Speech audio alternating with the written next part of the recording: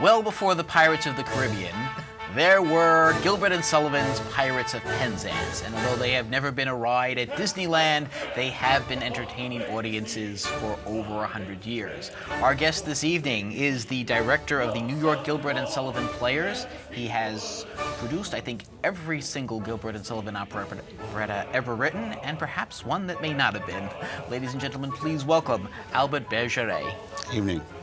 Which theater are you actually in? We're at Symphony Space. No, within Symphony Space, which theater are you? The larger theater, the Peter Norton upstairs. Okay, yeah. Peter Norton. Which I was instrumental in actually creating when it was first when it first became Symphony Space, when it was just the old Symphony movie theater, porn house, wrestling ring, a lot of different things. Now, this isn't where you started presenting Gilbert and Sullivan. Well, I started out actually on the streets. A bunch of friends and professional associates from church choirs, opera workshops, and other places put together a small company, starting out basically from the Barnard College Gilbert and Sullivan Society, but those of us who had gone into the professional ranks started this company, and we performed at street fairs and in the parks on the back of wanger wagons, etc.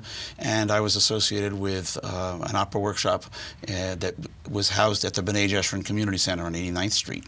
And they had a nice 400-seat theater on the 4th floor, which is where we started staging fully indoors, got our first New York Times review, and started to build the company there. And then that went away when the Heschel School took over the building and they eliminated the theater, essentially. And that was just when Symphony Space was coming into play. So I became the first technical director at Symphony Space, and we did a little showcase performance of The Mikado with a piano and 10 singers, and then we started performing on a regular basis there, and we're a resident, have been resident company pretty much there, and on and off ever since. What kind of an orchestra do you typically use now? We use a 25-piece orchestra. Ooh. That's what, that's the sort of basic requirement. That's 12 strings, 12 winds, and 1 percussion. I have to ask, Gilbert and Sullivan has always been, the world of Gilbert and Sullivan has always been called topsy-turvy. But one thing I've never managed to understand, now you've presented HMS Pinafore many times. Of course. Okay. How come, if the captain and the sailor were supposed to be switched at birth, they're always played by actors who are about 20 years apart in age? Because there's a complete generational mess. I mean, the tenor, you know, part of your equation, the tenor also wants to marry the captain's daughter.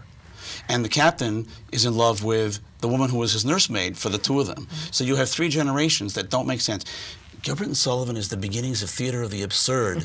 It's not meant to be logical. That's the whole point. I always thought the answer was Martin Green. Well, the name of a popular Gilbert and Sullivan performer from 50 years ago, 40 years ago. But the whole point is that it doesn't make, you don't try to make the ending make sense. There is always a twist at the end that's illogical. The end of The Mikado was nothing could possibly be more, and it's absurd, ridiculous, satisfactory. And we put a little twist of the way we stage it, where he says, oh, nothing could possibly be more, and the characters are going, get me out of here. And then he looks at the pretty girl and says, ooh, satisfactory. And then there's suddenly a little, it makes no sense at all. Who was actually saying this? The Mikado, the title character. Oh, okay. That's the title character. Now, you've actually had some celebrities in your productions. As I recall, speaking of the Mikado, I recall seeing Steve Allen. Steve Allen did it. Oh, wow, of course, he didn't really do our production. He insisted on rewriting stuff. We rewrite lists in the Mikado all the time. We do a lot of updating, a lot of stuff that makes it topical. But Steve, unfortunately, was at a time in his life when he couldn't remember anything. And for a man who wrote 2,000 songs or more, he couldn't read music. He would play his own stuff by ear, but could not read music. So he rewrote the lines and rewrote all these jokes, these Borscht Belt sort of jokes that he wanted to throw in there, and then couldn't remember what they were. So the rest of the cast around him, tell him about the execution, boss. It's hysterically funny. There's a quintet that Mikado sings. I sang the part from the pit because he couldn't remember it. And the cast got their sea legs learning how to cover for somebody to know what was coming next. And it was very funny, but it was not Gilbert and Sullivan, and a lot of our fans objected to it. But it was still great. Interesting. Now, when people talk about Gilbert and Sullivan, they generally think of what I would call the big 3, the Pirates of Penzance, the Mikado, HMS Pinafore. Those are the big 3. We use that term all the time. But putting those aside, do you have a favorite? I do indeed. My favorite is Iolanthe, which is the one we're doing in May at Symphony Space. And I find it to be the most realistic, even though it's a fairy tale. Its premise holds together coherently from beginning to end. even though there's a topsy-turvy ending, as you mentioned. It's completely logical within the framework of the show. It also has some very moving human aspects to it. And as a satire, it's a satire on the human condition, with the fairies representing the ethereal desire for eternity, the peers representing the mundane and leaden aspects of human existence and of politics in particular.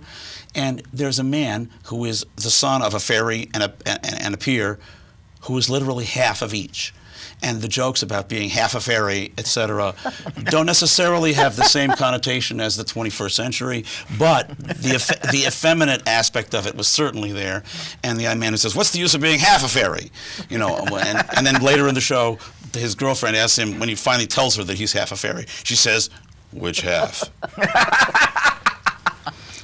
Which he's, oh, down to the basket. Yeah. So I guess it kind of has a different meaning today. But it had that connotation, even if it wasn't literally a gay joke. So they were ahead of their time by 100 years. In many ways, so many ways. You both mentioned Topsy Turvy, which is the Mike Leigh movie Correct. title as well. What did you think of that when that came out? See, I'm one of the minority. I thought it was great for business, and it was great to expose Gilbert and Sullivan. But I thought as a movie, it dragged, and it was, Really? and it really shows a wrong things about Gilbert and Sullivan and about the era. Now, Mike's a big fan of Gilbert and Sullivan. I'm not saying that but he came into it with a point. He came in with a sledgehammer. Life in Victorian England was Dickensian and grim and gross, and people were getting sick and shooting up, and hags were dragging people down in the streets, and there was this horrible grossness to it. Except for the stage. And the stage was brightly lit and cheery. Now, he hired actors who were not singers, and so the musical values are bad.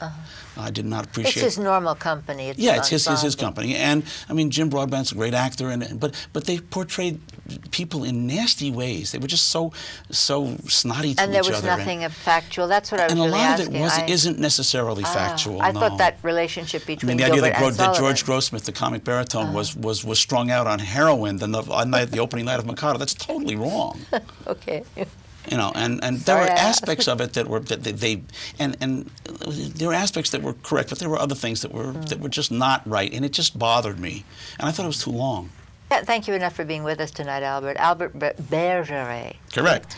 I think we both got that right. We did. The head of the New York Gilbert and Sullivan Players. Artistic director. I'm the founder and the artistic director of the New York Gilbert and Sullivan Didn't Players. know they were lost.